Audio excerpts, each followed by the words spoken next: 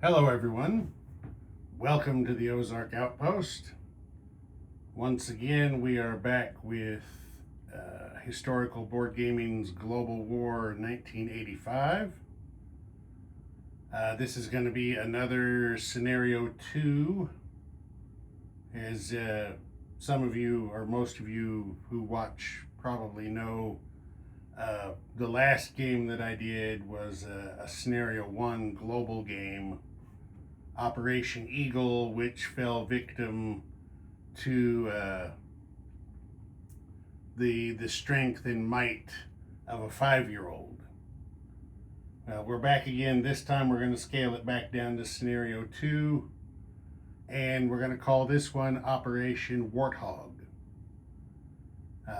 As I'm sure all of you know, Warthog is in reference to the Republic Fairchild, or Fairchild Republic, however they did that name, A10 Thunderbolt 2. Thunderbolt 2 because the original Thunderbolt was the Republic P-47 of World War II fame. But in the, I guess, lineage of its successor, the Thunderbolt 2 was purpose designed and built to be a close air support fighter bomber. The A-10s were not going to dogfight. They didn't have the high speed or high speed maneuverability for that. They were designed and built to fly low and slow over the battlefield and to take out enemy armor. As I'm sure all of you know, I'm going to cover it anyway. It's been said that this is the first time in aviation history that an airframe was built around a weapon, which it was. The General Electric GAU-8 rotary cannon, 30 millimeters of BERT. Yeah. The A-10 was built for one reason only, and that was to kill Soviet armor in Western Europe, which it can do very, very well. So, Warthog, because that's what the pilots nicknamed the aircraft. I mean, this has happened throughout aviation. The manufacturer will give it a name, and somebody will come up with a nickname that just fits, and that's it. I mean, I wouldn't be at all surprised if half or 2/3 or 3/4 of the public has no idea that the A-10 is actually designated the Thunderbolt 2, because everybody calls it the Warthog. So, it's one of the rare cases, in my opinion, in military weapons design and development where they got it completely right the first time. There is no other aircraft that can do what the A-10 does, and there's reason for that. People just were given a job. Hey, this is what we want. Give us a product that'll do it. Okay, so for this game, I'm going to do the same random events from Operation Eagle since it didn't get to play all the way out. These are 2 new events.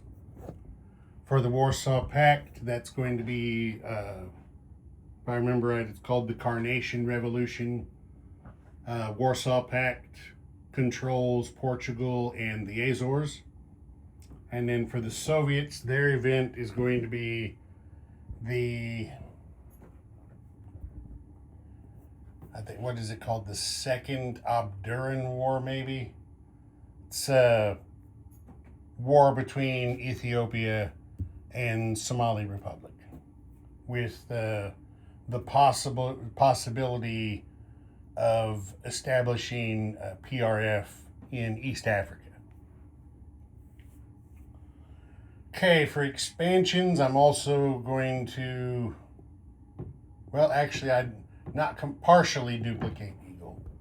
I'm going to be doing the battleship and battle cruisers expansion, ASW helicopters, and SPAGs. So I have everything set up and ready to go. Let's just do an overview here real quick. There's the production chart.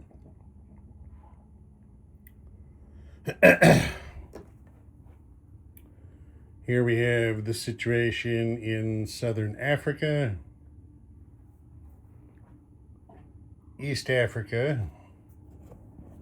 Maybe zoom in just a touch more. There we go. You can see it a little better.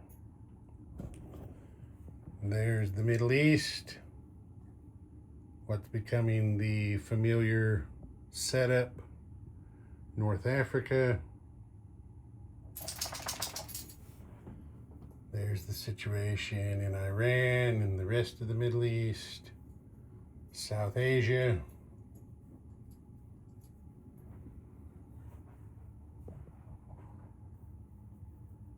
There we go with Turkey and southern Russia, the Balkans.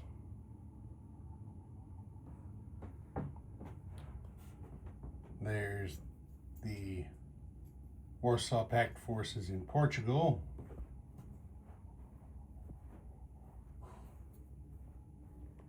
And the Azores.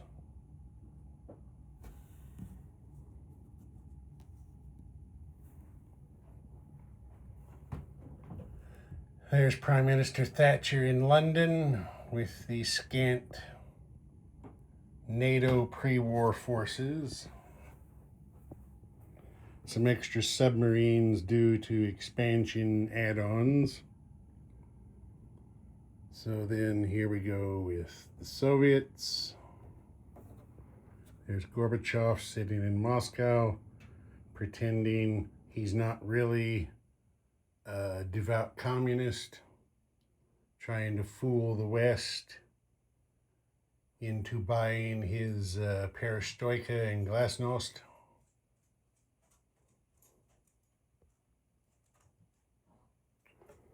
All right, and then here's the cards of Europe. As usual, I got them kind of laid out geographically.